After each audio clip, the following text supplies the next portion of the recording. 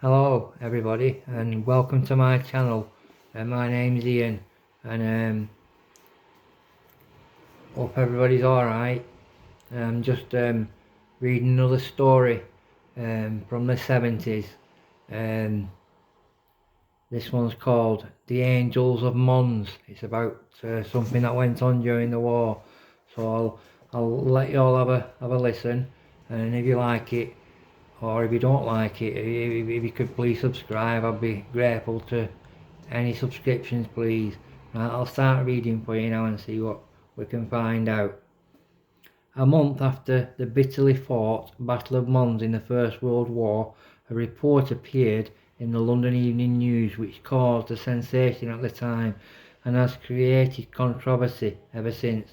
The report, by a Welsh-born journalist and author, Arthur Machen, told how the tiny British Expeditionary Force, outnumbered by 3 to 1, were apparently saved by heavenly reinforcements, the Angel or Angels of Mons. Accounts varied between one and a platoon suddenly stood between them and the Germans. Understandably, the enemy fell back in confusion. The battle took place on August 26, 1914, and when the report appeared in September, most of the survivors were still in France.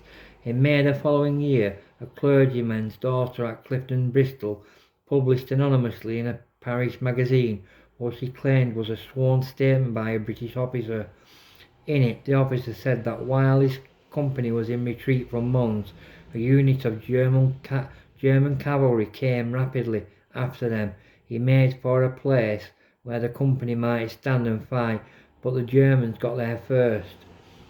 Expecting almost certain deaths, the British turned and saw to their astonishment a troop of angels between them and the enemy. The German horses were terrified and stampeded in all directions.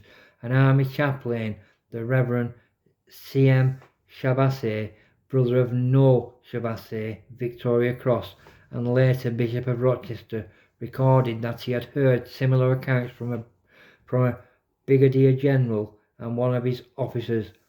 A lieutenant colonel described how during the retreat his battalion was escorted for 20 minutes by a squadron of phantom cavalry.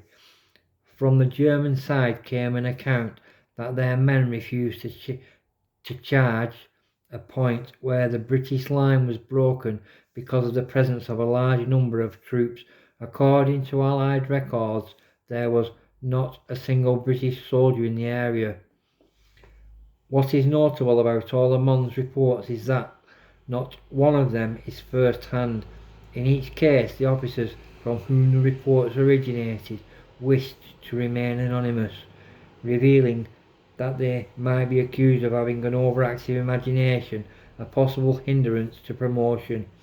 Years later, Machen, himself a writer of stories of horror and the supernatural, and a one-time member of the mystical society known as the Hermetic Order of the Golden Dawn, admitted that his original account had been no more than a piece of imaginative writing. So the mystery becomes even more compelling.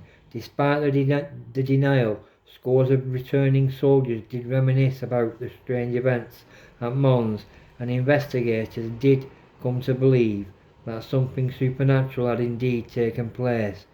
Did the returning soldiers seize upon and support a story that appealed to them, or did something, a mirage perhaps, happen that made both the British and the Germans believe they had seen a spectral army of angels?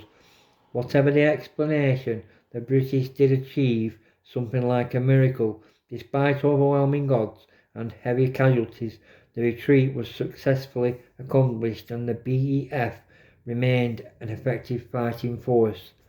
And that's one story. I hope you like that one. I'll do one more for you all. This one's called When the Devil Walked in Devon. I'll start now. All over southern England, the winter of 1854 to 55 was the coldest in living memory. Overnight on February the 9th, there had been a severe frost and 2 inches of snow blanketed the county of Devon. The River Exe The River Exe was frozen over and birds were trapped where they had stood in the ice. When the dawn came, the snow lay white, smooth, and even marked only by bird and animal tracks, and across about 100 miles of the county, a trail of mysterious footprints.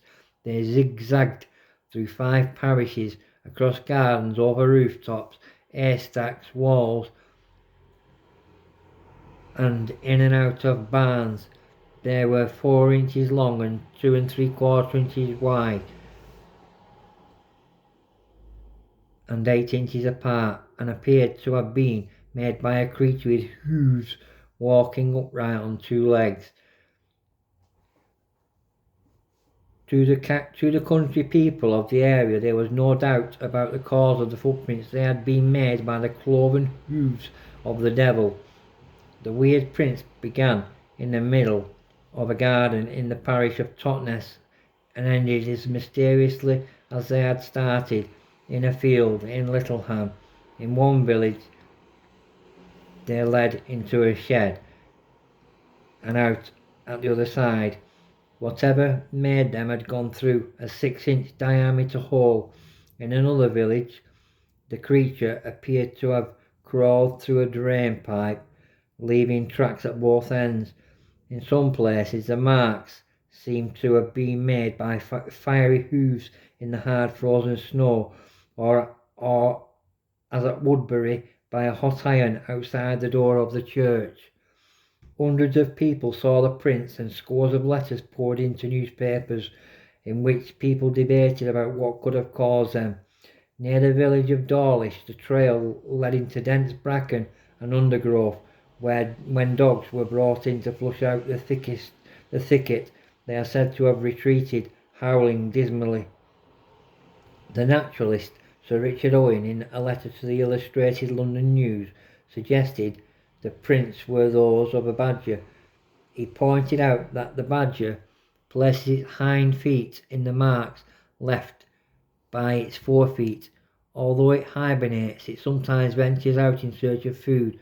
Other suggestions included a fox, an otter, cranes, wild cats, a donkey, or a pony with a broken shoe. One amateur naturalist even suggested that the prints resembled those of a kangaroo, and that the animal might have escaped from a travelling menagerie, then returned to its cage without anyone noticing absence. Rats, rabbits, squirrels, and toads were also suggested as possible culprits. A vicar, the Rev. Henry Fudson, gave a sermon in which he declared the prints to be the paw marks of several cats. One group of villagers believed there might be a wild beast at large, set out with pitchforks and bludgeons to track it down, but without success. But local people were not convinced. Many refused to go out after sunset. Children hid in closets and cupboards, terrified by the fireside gossip they had heard that the devil had walked in Devon that winter night. Anyway, I hope you like them 2 stories. Quite interesting them. They're all from the 70s. I like to read. I like to read old stories. I like introducing new information to the internet, because I don't like. I noticed that a lot of information gets contaminated and mixed up with other information, and it makes other stories up, which is nonsense. What I mean by that, it's not necessarily nonsense, it's not true to what it's supposed to be. So that's why I like reading accurate stories. So anyway, I'll let you all go now, and I'll thank you all. Thank you very much, and if you don't mind, please subscribe to my channel. Thank you very much.